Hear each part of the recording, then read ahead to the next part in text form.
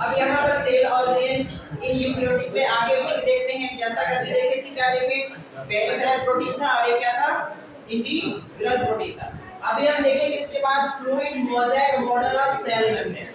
बहुत सारे मॉडल्स दिए गए थे, सेल को मेम्ब्रेन को लेकर बहुत सारे मॉडल्स दिए गए थे, जिसमें से फ्लूइड मोज़ेक मॉडल को बहुत ही ज्यादा मात्रा में लोगों ने एक्सेप्ट किया। तो इसी मोज़ेक मॉडल को हम अभी पढ़ेंगे। कौन प्रपोज किया इस मॉडल को, किसने बताया कि प्लाज्मा मेम्ब्रेन ऐसा होता है, तो उनका नाम था Singer and Nicolson, very very important scientist.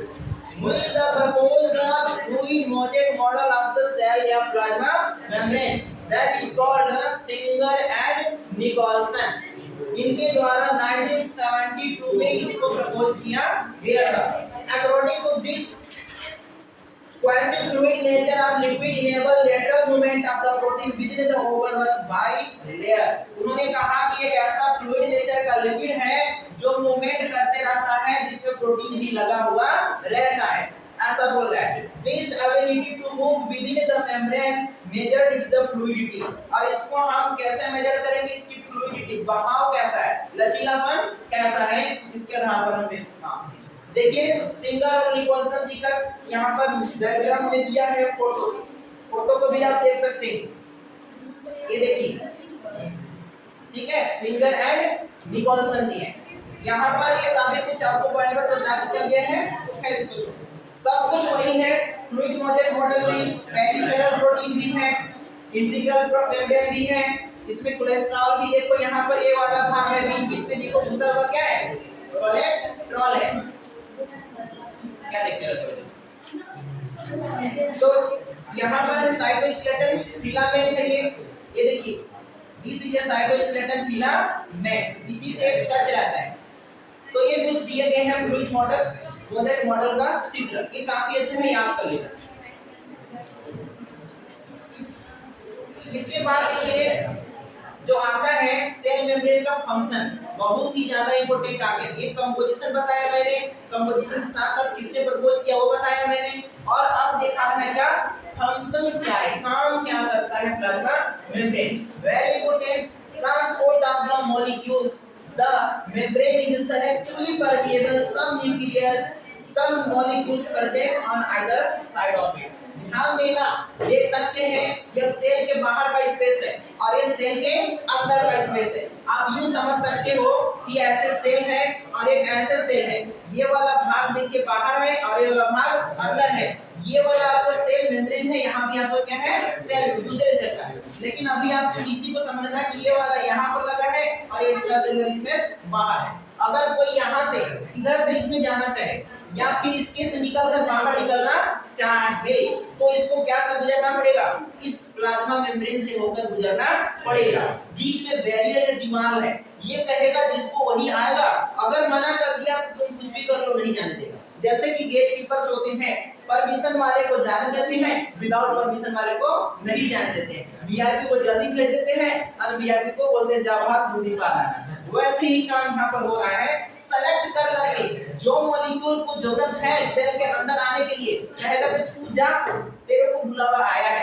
लेकिन अगर बोलेगा कि भाई ये मॉलिक्यूल की कोई जरूरत नहीं है, तो क्या करेगा, निकल बाहर, है ना। वैसे ही तो सेलेक्टिवली ट्रांसपोर्ट करता है। ध्यान रखना कैसा काम करता है, सेलेक्टिवली, कुछ मॉलिक्यूल को अंदर आने देगा बट कुछ मॉलिक्यूल को अंदर नहीं आने देगा, ये बात याद रखना। Due to the fluidity nature, plasma membrane can help the cell growth, formation intracellular junctions। यहाँ तक फ्लूइडिटी होने की वजह से यह सेल के ग्रोथ में मदद करता है और जो भी अंदर आने जाने की बात है उसको में भी क्या करता है, हेल्प करता है। सिक्रेशन, एंडोसाइटोसिस, सेल डिवीजन, ये सब कुछ में इसका हेल्प करता है। तो ये बात आपको समझ में आना चाहिए। देखिए यहाँ पर बहुत सारे मॉलिक्यूल घूम रहे हैं बाहर, ये समझिए गेट कीपर है और ये बाहर आने वाले हैं। लेकिन देखिए कुछ को अंदर आने दिया और कुछ को अंदर नहीं आने दिया। देखिए ऐसा ये वाला भाग है आने दिया, इस वाले को आने दिया। लेकिन बहुत सारे इसमें ऐसे भी मॉलिक्यूल है जो यहाँ गिनो और यहाँ गिनो, तो दोनों में आपको नजर आएगा कि यहाँ कम है और यहाँ ज्यादा है। दैट मींस कुछ को आने दिया है और कुछ को आने नहीं दिया है। तो सेलेक्ट कर करके ही इसके माध्यम से, चैनल के माध्यम से अंदर आने दिया है। तो एक काम हो गया किसका, प्लाज्मा मेम्ब्रेन का। समझ में आ रहा है प्लीज? नहीं आ रहा, कोई बात नहीं है, आगे चलते हैं। इसके बाद जो है cell membranes types of transport देख लेंगे। इसमें क्या करता है, दो टाइप के, आप तो मेरे को सिलेबस। इसके बाद पैसिव ट्रांसपोर्ट और क्या है, एक्टिव ट्रांसपोर्ट है। ये दो प्रकार से आपके जो अभी मैंने बताया कि सेलेक्टिवली परमिएबल है, यानी आर पार कर सकता है, दो प्रकार से। पैसिव ट्रांसपोर्ट क्या होता है और एक्टिव क्या होता है, कौन बताएगा? पैसिव और एक्टिव, पैसिव ट्रांसपोर्ट और एक्टिव ट्रांसपोर्ट क्या होता है? इसे बता दो। पैसिव होता है जिसमें क्या एटीपी टच होता है, अच्छा, और एक्टिव में गलत। एक्टिव में एटीपी की डिपेंड जरूरत पड़ती है, जबकि पैसिव में एटीपी की जरूरत नहीं पड़ती। जैसे कोई बहुत ही ढाल में गाड़ी चला रहा है तो उसमें बिना एनर्जी के गाड़ी कूद जाएगा, लेकिन अगर चढ़ाई में चढ़ाना है तो एनर्जी लगाना पड़ेगा। वैसे ही समझिए, ढाल से नीचे आ रहे हैं तो पैसिव, और ढाल में नहीं अब चढ़ रहे हैं तो दैट मींस एक्टिव हो रहा है। तो यहाँ पर दो प्रकार से जो है ना सेलेक्ट करके वो अंदर लाने का काम करता है, खींच खींच कर लाता है, ऐसा नहीं कि अपने अपने आ जाएगा। कुछ लोग हैं जो अपने आप घुस जाएगा बिना एनर्जी का, उसको कोई एफर्ट करने की जरूरत नहीं है। लेकिन कभी कभी किसी को लाना रहता है, वो कहता है मैं नहीं आऊंगा, बोला चल तो, अरे चल तो सही, पकड़ता है और जोर से खींच के अंदर ले आता है। तो ये इस तरह से काम भी करते हैं।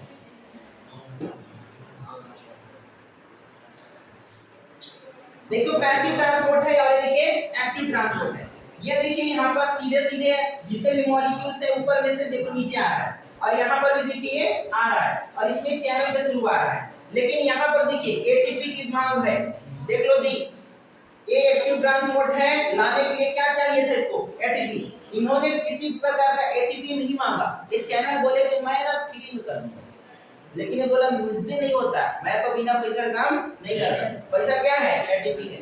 तो एटीपी लेता है, बदले में उसके काम करता है कि इस मॉलिक्यूल को यहाँ पर ला देता है। तो दो प्रकार से अपने एक्स्ट्रा मेम्ब्रेन से बाहर से अंदर लाने का काम करते हैं। आई बात समझ में? अभी ओस्मोसिस वगैरह देख बात पढ़ा चुके हैं, टाइप ऑफ ट्रांसपोर्टेशन हो गया। अभी जैसे इसी को डेफिनेशन देख लो, movement of molecule across the membrane against the concentration gradient. Against concentration gradient मतलब लो से हायर की ओर जा रहा है, तो उस समय movement of molecule across the membrane against, sorry, अगर लो से किधर जा रहा है, हायर, हाई से लो आएगा तब तो कोई दिक्कत नहीं, लेकिन लो से हाई जा रहा है तब आप क्या है, किसकी जरूरत पड़ेगी, एटीपी की जरूरत पड़ेगी। यह कैसा है, एक्टिव ट्रांसपोर्ट। कैसा है, एक्टिव। लेकिन मैं यहाँ पर बोल दूं कि यहाँ अगेंस्ट नहीं, यहाँ हाई टू कहाँ जा रहा है, लोअर जा रहा है, तो क्या हो जाएगा, पैसिव। ध्यान रखिए एग्जांपल में जो एक्टिव चैनल होता है sodium potassium pump, cell membrane में पंप होता है, मशीन होता है, जिसका नाम होता है सोडियम पोटेशियम पंप, जो कि इसी एटीपी के आधार पर काम करता है, मतलब एक्टिव ट्रांसपोर्ट में काम करता है।